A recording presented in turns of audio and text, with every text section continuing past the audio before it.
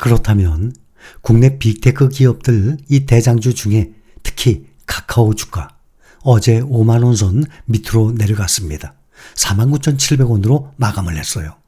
네이버와 카카오 주식을 보유하고 있는 개인 투자자들이 참 많은데 정말 안타깝습니다. 국내 종목들 중에 개인 투자자들이 사랑하는 삼성전자, 네이버, 카카오에 투자를 할 것인지, 미국 빅테크주들에 투자를 할 것인지 당연히 각자가 판단하고 결정할 문제입니다. 그동안 계속 우리는 이 주가들의 이 흐름을 비교를 해왔었습니다.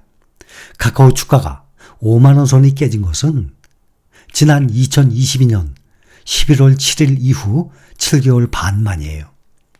지금 외국인 기관 매도세에 강합니다. 주가가 그래서 하방 압력을 받고 있어요. 그동안의 수급을 보면 외국인이 8거래일 연속 카카오를 순매도했습니다.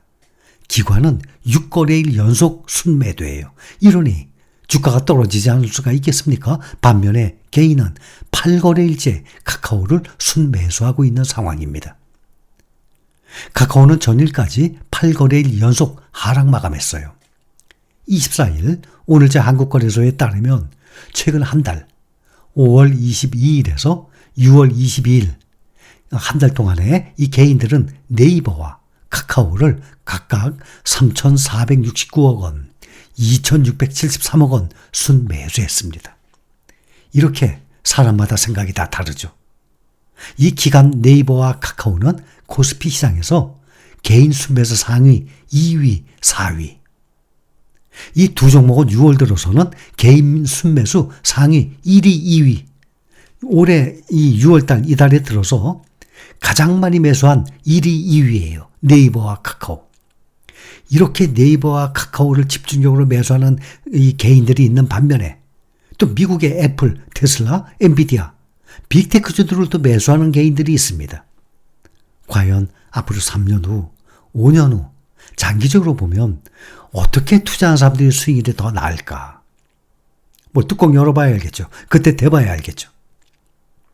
삼성전자와 함께 국내 개인 투자자들이 가장 선호하는 대표 종목들이에요. 세계적인 애플, 엔비디아, 테슬라, 이 트로이카처럼 삼성전자, 네이버, 카카오 말이죠. 개인들은 이달 들어서 네이버를 2,294억 원, 카카오를 2,025억 원 순매수했습니다. 개인들은 이 네이버와 카카오의 이 연이은 주가 하락에 저가 매수에 나선 것으로 보입니다. 카카오 주가 49,700원의 장을 마치면서 올해 보면 6% 하락했어요. 우리가 투자 중인 원화로 투자 중인 미국 테크 탑10이나 코데스 팡플러스 같은 경우는 60, 70%대의 수익률입니다. 올해 들어서 연초부터. 또 애플, 아마존 50%씩이죠. 또 엔비디아는 200%죠. 메타, 테슬라는 100몇십 %에 비해서 카카오는 오히려 올해 6% 하락을 했어요. 네이버 주가가 18만 8,900원, 올해 연중으로 5% 상승했습니다. 2년 전 2021년 6월 22일부터 23년 6월 21일 2년 동안 보면 네이버가 38만 7천원에서 현재 51% 떨어졌어요. 50% 반토막 아닙니까? 반토막 이상 하락한 셈이에요.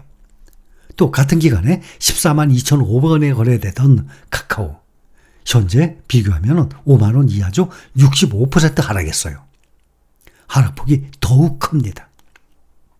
네이버, 카카오와 마찬가지로 앞서서 주가 부진을 겪어왔던 미국 빅테크주들, 작년에 얼마나 많이 떨어졌습니까? 빅테크주들이 가장 많이 떨어졌어요. 그러니까 빅테크주들, 이 팡주식들 시대가 지나갔다는 말들이 나온 것입니다. 올해 하락세를 벗어나서 이렇게 급등, 폭등을 했습니다. 상승 랠리를 이어가는 것과 지금 대비되고 있어요. 2년 동안 보면 애플 41%, 테슬라 21%, 엔비디아 120% 상승했어요. 2년 동안에. 그런데 네이버, 카카오는 반토막 이상이 난 것입니다. 미국 빅테크주들은 특히 올해 인공지능 AI 열풍을 타고 폭등했어요. 그 AI 인공지능 열풍이 우리의 빅테크 에너지가 아직 오지 않았습니다. 마이크로소프트는 챗GPT를 공개하면서 AI 산업을 주도하고 있어요. 또 구글 역시 바드를 통해서 챗GPT에 대항마로 부각 중입니다. 또 메타 역시 본업인 메타버스 외에 인간과 비슷한 인공지능 이미지 생성 모델 아이지8을 발표하는 등의 AI 관련 신기술을 공개 중입니다.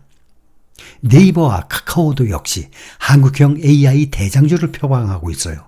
생성형 AI 시장에서 성과를 내겠다는 목표를 세우고 있습니다. 주가 반등을 이룰 수 있을지 주목이 되고 있습니다. 증권가에서도 네이버와 카카오가 하반기에 AI와 콘텐츠 부분에서 성과를 통해서 투자 심리를 개선할 것으로 지금 내다보고 있습니다.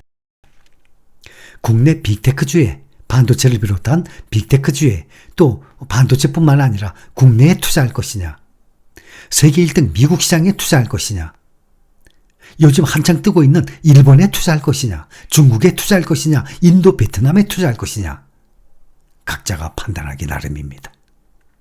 보통 일반적으로 잘 모르는 사람들은, 또 생각이 짧은 사람들은 뭐하러 그런 일본에다 투자하냐, 뭐하러 공산국가 중국에 투자하냐, 이렇게 생각을 하고 있는 사람들도 있어요. 본인이 각자 판단하시기 바랍니다. 주식은 수익을 위해서 투자하는 거예요. 국내에만 투자하는 것이 제일 좋다. 나라를 사랑하는 것이다. 그리고 우물안 개구리처럼 미국, 일본, 중국 쳐다도 안 보고 국내 주식만 파요. 이거 결코 바람직한 것이 아닙니다. 우리가 일본에 투자를 한다고, 일본의 자동차를 산다고 일본을 사랑하는 것입니까? 우리나라 사람들의 정신적인 마인드는 사실 일본 좋아하지 않습니다. 이것은 정치적인 것이죠. 중국, 이런 사회주의 공산국가, 이것도 마찬가지예요. 어디에 투자를 할지 각자의 판단과 결정에 따라서 같은 기간 같은 종목에 투자를 하더라도 수익률에서는 서로 간에 여러분들 중에서도 큰 차이가 날 것입니다. 특히 주가에 관계없이 매달 꾸준히 수량만 보고 늘려나가는 사람, 그 다음 시장을 이겨보겠다고 타이밍에 맞춰서 샀다 팔았다 하는 사람, 매수를 했는데 내가 산 종목은 오르지를 않고 오히려 계속 떨어지니까 불안해서 무서워서 떨어진 그 싼 가격에 저가 매수도 하지 못한 사람, 아주 다양할 겁니다. 투자를 하면서도. 5년, 3년, 5년, 앞으로 5년 그 이후 우리 모두 똑같은 종목들에 똑같은 기간 동안 투자를 합니다. 그러나 결과적으로 총 수익률은 완전히 다를 것입니다.